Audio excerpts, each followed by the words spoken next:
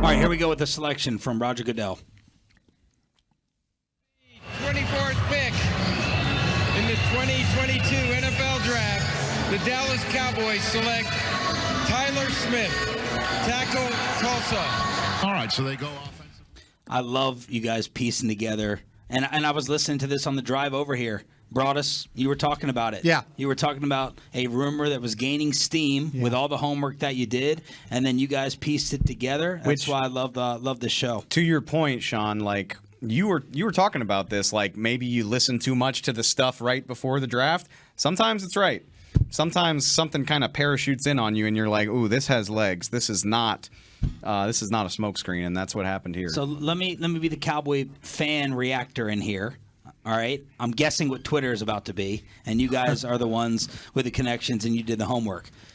I think there's gonna be disappointment, just because we're more comfortable hearing names and ones that you guys have been projecting and ones that you guys have been excited about. So all of a sudden you get one out of the blue, and you're like, huh?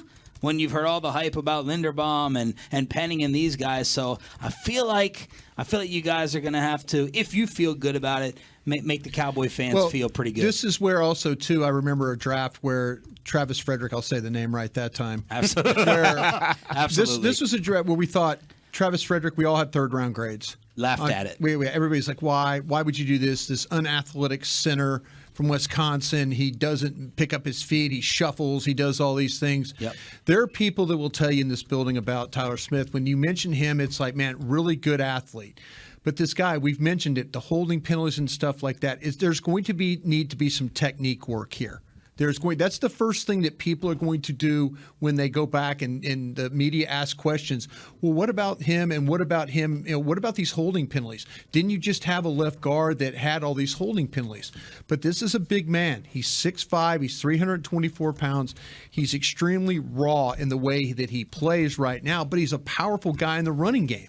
And so now I'm sitting there thinking, well, what's the problem the Cowboys have had? They've had issues trying to run the football, especially the second half of the season.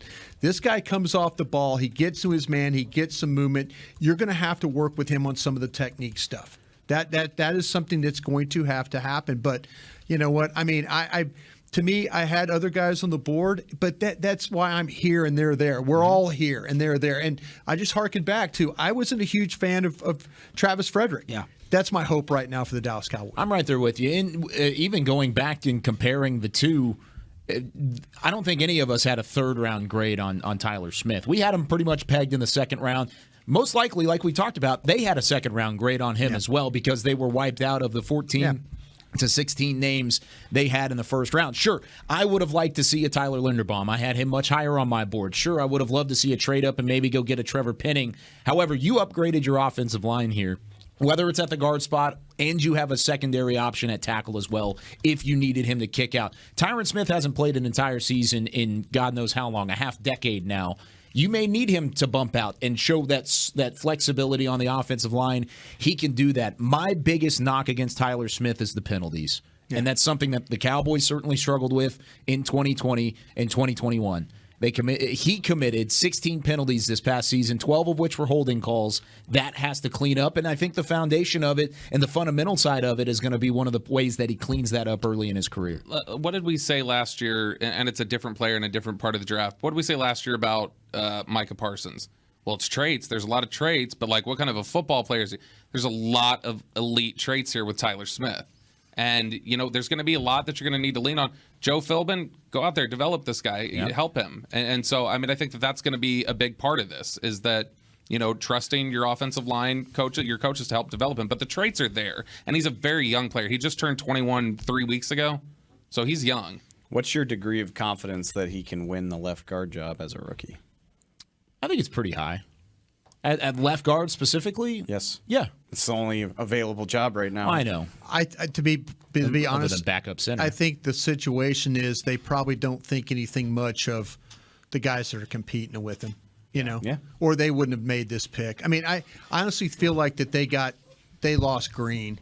That was one that they were kind of thinking. They probably didn't think they were going to get Zion Johnson, but they lost Kenyon Green. And so now all of a sudden we talked about it, and I asked you guys, what's the situation all along, Bobby? I mean, all week we were talking about or not all week, but the last 3 days when you started to talk about Tyler Smith, it was what's going to happen to the board? What gets you to where you draft? And they liked him a heck of a lot better than than me. I know, but like I said, that's a big man. He's a powerful run blocker.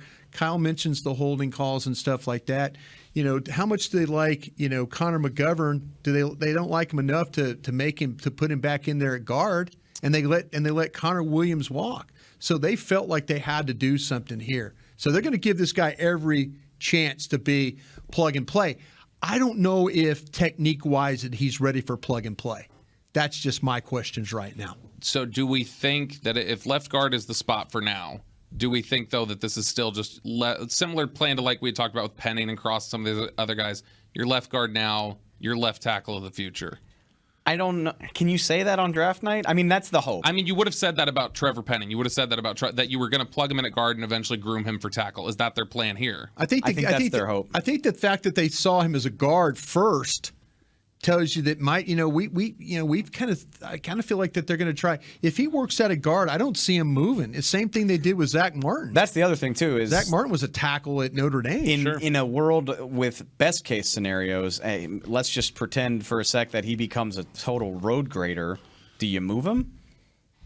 Yeah. I don't know. Yeah. I mean, he's a good run blocker, but again, that's that hands inside, big body mass, power push.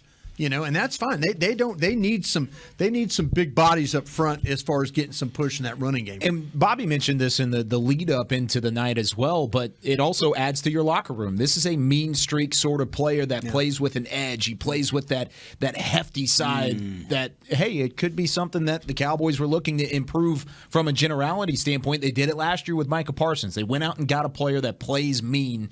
They could have done it with Trevor Penning, but here they do it with Tyler Smith.